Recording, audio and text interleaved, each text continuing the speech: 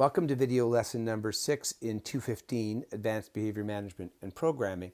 We're continuing our discussion of pervasive approaches, and in this video we'll talk about environmental manipulation, which is just a fancy way of saying setting up the environment or changing the environment in a way that helps to facilitate the development of pro-social or functional behaviors. These things can often be done in combination with all of the other tools that we're using, and it's a really good idea to do that. One of the things that is very challenging in the settings where we'll work is that there is a lot going on, and they're very different than the spaces where you and I work because people often have less control over whether or not they are alone and who is with them. So we want to really kind of build in designated spaces for people. I'll give you an example. If you're working with somebody in a home and they want to go from their bedroom to their bathroom, and they only have a few feet to traverse there, you and I at home might do that without bothering to put on clothing. We might literally just go from the bathroom into the bedroom and choose our clothing out of our drawers or out of our closet that way. But if you had staff people in your home 24 hours a day, 7 days a week, you might feel that you needed to do that. And of course, over the course of time, all those little intrusions in privacy can start to take their toll on people. And if somebody makes a mistake and forgets to do that, then of course they can begin to feel as though they are in trouble a lot of the time. So it's really a good idea to have clarity for supported people about what spaces are considered to be private and what are considered to be public. For example, where can we change? Where can we have a conversation of an intimate nature? Where do we keep our personal private belongings, such as, for example, I've worked with people who had adult magazines and left them in their living room. Now, if they'd lived alone, they would have been fine, but living with other people made things different. How do we make these spaces clearly designated? Sometimes we use environmental cues like signs, but again, not everybody we work with will understand signs or be responsive to signs. So sometimes we just have to constantly remind people, and we have to make sure that our behavior reflects or models what we're expecting of other people. So it's going to take some time and some shaping. And it's important that there's consistency across all the supported individuals, that the space is private for everybody or public for everybody. A similar way we want to designate spaces is social and alone spaces. One of the reasons why this matters is we're trying to avoid what we call user conflicts. The idea that if we have people who want to have quiet in a space and somebody else perceives it as a good place for visiting, then those two people will end up fighting each other, and now you have a major behavioral problem on your hands. So really giving people clear spaces where they can play games or have guests come over or get involved in loud discussions, and other spots that are allowed to be private not necessarily private, but alone. Now, people often say, well, aren't bedrooms meant to be private, and aren't bedrooms meant to be alone spaces, and aren't bathrooms? It's true that bathrooms and bedrooms are typically thought of as private and typically thought of as alone, but we have two problems. The first is that for many supported individuals, there's a real blurry line because they're so used to people coming into their bedrooms or so used to people coming into the bathroom in a way that we wouldn't be. And so that isn't truly as private as you and I might think. Second of all, that amount of privacy that we all need in our lives probably extends well beyond our bedrooms and our bathrooms. Chances are you seek privacy even when you're out in the community. For example, if you go out for a walk and others ask if they can come with you, I'm willing to bet that sometimes you say, no, you want to be alone. That isn't something that's a possibility for every person we support. Do they get to go and sit in a corner of their backyard on a lawn chair and just be allowed to be by themselves? Such a simple gesture can go a long way to helping people to be mentally and physiologically well and therefore to have better behavior. Also, what about where people eat and don't eat? That can be an area where there's a lack of clarity for some people, and again, they can find themselves constantly being in trouble. Being clear about these things is important. And you can probably think of many other sort of designations. Where are you allowed to have your animals out of the cage if you have a pet? Where are you allowed to play video games or leave your stuff in storage? That sort of thing. So these types of designated spaces can make a big difference.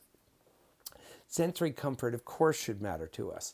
That means thinking about the individuated needs of the people we support in areas like light and brightness. Now you notice I've made a distinction there. Light temperature and light type can matter a great deal to people with particular disabilities. For example, fluorescent lights, which are flickering at such a rapid rate most people can't tell, can often be really a problem for people on the autistic spectrum. Some people really don't do well in white light, and sometimes it's a good idea to go out and buy full spectrum lighting, such as you might use for gardening indoors, or you can buy a therapeutic full spectrum light, and that will help people with seasonal affective disorder, and it just generally can brighten the moods of everybody. Sometimes people like a dimmer space because they're prone to things like headaches, or because they have difficulty with their vision and lower light helps them to see better. Or sometimes it's the opposite, of course. We can do the same things as we think about noise. Something as simple as whether or not we've put some WD-40 on the hinges in a person's home can make a big difference in terms of whether or not 30 times a day they're hearing a sound that for them is like fingernails on a chalkboard. And that is going to cause that person to have escalated anxiety and therefore behavioral problems. Think about noises that are unintended, such as the sounds of music coming through a door or the sound of people's footsteps walking down a hallway. Can we do things like putting mats down or having staff people wear take their shoes off when they're in the home to reduce noise? Similarly, activity. If you're sitting and trying to do something and people are wrestling in the background, you know how distracting that can be. And we have to remember that can be the case for people in our environments too. Some people need a high amount of activity because they get bored quickly, and that leads them to have behavior problems. Others can get overloaded very quickly from a sensory perspective, and so reducing the amount of activity can be important. Temperature matters. As you probably all have noticed, some people run at a higher temperature, some people run at a cooler temperature. When we're working in somebody's home, we set the temperature that works for them. If we as staff people need to wear a layer or have a little bit lighter clothing to accommodate that person's needs, then we are supposed to do that. And something that's often overlooked are smells. We make a lot of observations these days about the fragrances people wear because they're part of their soap, their shampoo, or some cologne. People are getting more aware of those things. But it's equally as much a problem when people smoke and come in smelling of residual smoke, or even if they eat strong smelling food, or if their hygiene could be improved. Maybe you've just gone to the gym before you come to work and you don't smell too bad for people who are staying 2, 3, 4 meters away from you. But when those people that you're supporting are getting academic help or personal care help, you're often going inside of their personal space, and that's when somebody might notice that smell and others might not have. So be aware of your hygiene and the smells that we bring into the workplace. Even strong cooking smells while we're cooking can all be inflammatory for some people. Another step we can do is to make sure that we give people easy access. And what I mean by this is making it as easy for the supported individual in the home to get the things and the people that they need. So for example, as staff people, we have to have this kind of balance. We don't want the office in the program to be right next to the places where individuals are relaxing, or if they're in a home, right next to their bedrooms. There's privacy considerations. But by the same token, if the office is so far away that nobody can actually call out for help if they're in trouble or they'll have difficulty finding us, then there's going to be frustration that builds up and people will often not go and get help. Similarly, locked doors or constantly being unavailable because you're involved in meetings or in telephone calls. It helps when you're in those really busy days to just go routinely check on people or to at least post a schedule of when you're going to be available. An even better idea is to tell people who else they can connect with if you're not available. Easy access can also simply mean things like having things in areas that people are allowed to access and making sure that they're as readily available as possible. Something as simple as putting a coffee pot on a counter is really a good way of making sure that people will use it. Having coffee in it and having it right there means that people are much more likely to see that they're allowed to go get that coffee than if they have to pull it out of a cabinet someplace, and especially if they have to make it themselves. So really practicing and making sure that people are aware of these rules and talking within your staff team about reducing the number of limitations and rules that people have so that we have less and less of these sort of permission being sought episodes. Those are often sources for power struggles and often sources of conflict. A physical layout should make things as visible for people as possible. And if you know people have mobility issues like going up and down stairs, try to make it so they don't have to do that in order to get the daily living things that matter to them.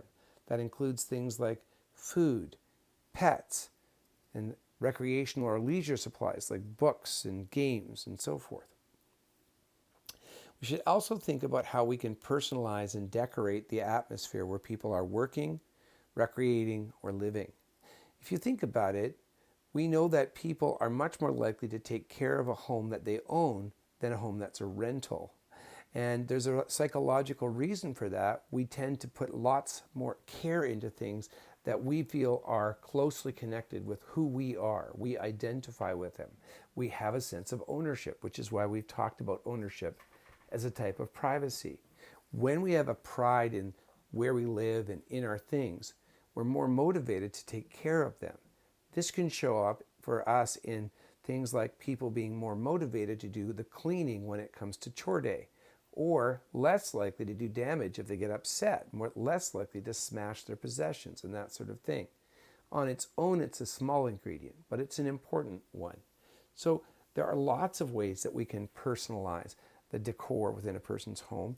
And I'm going to ask you to think about that, pause and blog or journal it, and think about things that are in your home that would tell a person, even if you weren't there, that they were in your space. Little things that you have done that tell people it's personal. And think about how you can do that in the environment as a supported person. The other thing that we can think about is giving that person an active role in choosing the way the environment is decorated, whether it's with their art, whether it's with their personal choices around the decor we select, or even things as simple as how the furniture is set up. And again, that helps to breed this ownership. A couple of other things that we should think about, we'll get down to in the purple box at the bottom, that are similarly themed. Something that I mentioned earlier is the idea that if we live at home, we often don't have the same kind of concern for privacy, or let's call it polish, as if we have people in our home, whether it's a guest or whether it's somebody who's doing something. So I'm guessing that when you're all by yourself, you don't worry quite as much about your hair or your clothing, even your language. I bet you that there's times when you eat standing over your sink. I'm betting that right now, if you're home alone, there's some part of your house that isn't cleaned, dishes that aren't washed, or a bed that isn't made. We have an internal sense of the difference between sanitation and cleanliness. And most of us care more about cleanliness when we're by ourselves, and sanitation only when we have others around us. So all of this is simply to say that when we go in as staff people, we need to realize that it's not really our standards that matter. We're in somebody else's home, somebody else's workplace, and we should give people the same degree of consideration that we would expect. In other words, we should not sweat the details. We should blend in as much as possible.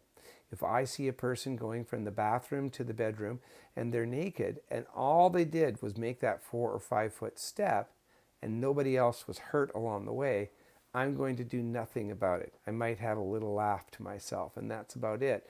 The only other thing I'm going to do is look away to preserve the dignity of that person.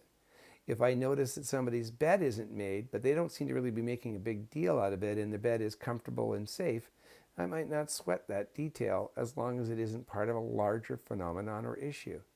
If somebody likes to have their bath in the afternoon instead of the morning, I'm just going to let that go. I'm not going to get so worried about the chore sheet or the rituals that I start prescribing things to people that are based on my values. The more that I can kind of blend in and let people have their own space, the less eruptions or arguments we'll end up having. Locks and barriers are big flags for people. They communicate to people that they don't own the space and that they don't have the power. And it only makes things worse that staff people do. So they can often be in a lot of conflict because people that haven't got power were almost always going to fight to get it. So the less that we have locks and barriers in a place, the better off we'll be. Now, sometimes it's impossible to remove them entirely because of laws. However, the law says that we have to lock up things like medicines, cleaning supplies, and people's money. However, we don't necessarily need to lock those up in 3 separate areas of the home. Certainly we don't want medicines and cleaning supplies in the same cabinet, but we could have them in a locked room or a locked area of a room where there's just one lock from the perspective of the supported individual. And here's a really important thing. That space should only be for those items so that nobody has to come and say to me, can you unlock my basketball? Can you unlock my towel? Can you unlock my favorite teddy bear? The more that we make people have to go through those channels, the more likely we're going to have issues. And one more consideration is, as much as possible, give the individual their own locks and their own barriers. Help them to have some of the same power in their environment. Do they have a journal that they can lock up? A drawer in the room where they can store their personal belongings or their valuables? These sorts of things are really empowering to individuals. One of the things that I've noticed people doing in the green box is thinking about changing things just because the staff people get kind of bored or don't like the layout. Hey, let's move the furniture. Hey, I don't like the fact that this item is in a cupboard over here. It's not as convenient for me. Sometimes that makes sense, and here's how you can tell whether it's a good idea. Think about what the supported individuals value and whether it will work better for them. Then that's not a bad idea. But most of the time, it's better to leave things as they are for people who have taken some time to become both aware of and adjusted to that environment. So moving things randomly is a bad practice. It's much better for people to know where things are, especially if they have cognitive limitations, autistic spectrum disorders, sensory issues that make it difficult for them to navigate or find things, or if they're new to the program. Those kinds of things can really set people back. So don't go changing to try and please me. The other thing we want to do, and I said I would get to it later on, is find any kind of way you can to build client pride in the home or workplace. You may have noticed if you visited a home that there's almost never a sign in front saying that it's such and such home, that it belongs to an agency or has some kind of industrial sounding name. Instead, there's usually nothing. But I've always been a proponent of the idea that as much as possible, you should let people have identifiers of their home that say they believe that it belongs to them. Many of us, for example, might have a family name hanging on our door. Or if you call and you speak to somebody's phone line, they've said their name. Instead of saying you've reached ABC house, they say you've reached John's house. And that's a simple gesture. Bills come in the name of the people who live there instead of the name of the agency. And then those people go and pay their bills on their own, whether it's at a bank machine or to a teller. And again, there's this recognition. When staff are speaking of the home, they should refer to it as the home of a person living there, as opposed to the name of some facility. And the same, by the way, of a day program. It's better to say, I'm at Kevin's work than I'm at Fraserview Day Services, for example. Having people host events at their home, having people decorate the yard, do the gardening, that sort of thing, having people be out in the front yard or in their neighborhood is an incredibly valuable thing. As much as possible when we're out doing things in our community or meeting our needs, whether it's grocery shopping or recreating, we should try and do it as close to home as possible so that we get to know our neighbors. One of the simplest things we can do is just be out in the yard and talk to the neighbors over the fence or as they walk down the road. Share some of the cookies you baked with somebody next door and really get to know that pride in the home and workplace. Once again, the motivation behind this is that it helps to make sure that people will be more motivated to do pro-social things like cleaning or taking care of their home and less likely to do damaging things like smashing their belongings when they get upset. And lastly, we should always think about safety as a basic underpinning. But it's not enough for us to think about people being safe. It's also important to think about people feeling safe. If an individual is in a home or program where they feel unsafe, they're going to behave in a very challenging number of ways. They might be avoidant and not show up. They might be combative under certain circumstances or refuse and be non-compliant in others. And sometimes it's just because people are afraid of something and we have to take the time to identify it.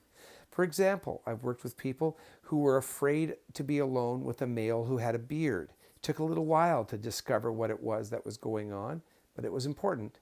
Others may have felt uncomfortable being in a program where there were dogs walking down the road. Or I worked with somebody for whom going down the stairs was scary. And so going up the stairs really made that person feel uncomfortable.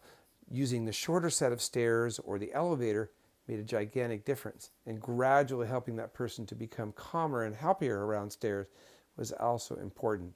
So be on the alert, not just for real hazards, but for things that might be perceived as hazards. There are a lot of areas where people have particular sensitivities. Hot bathtubs and hot stoves, for example. Medicines. These are all things where sometimes people have had some experiences that have been negative or scary for them. And so we need to be aware of that and do some work either to make those things feel safer or to help the person feel more comfortable in their presence. And sometimes we have to do both. Okay, so take a look around your home or your workplace, thinking about it from the perspective of as though it was a facility. What would you do differently to make it so that it was more user-friendly, manipulated and set up in a way that would promote pro-social behavior? If you have children, you might even think about how you can do this in a way that helps your children to improve. Again, don't forget to add your answers into the blog or journal. I'd like to see what you're thinking.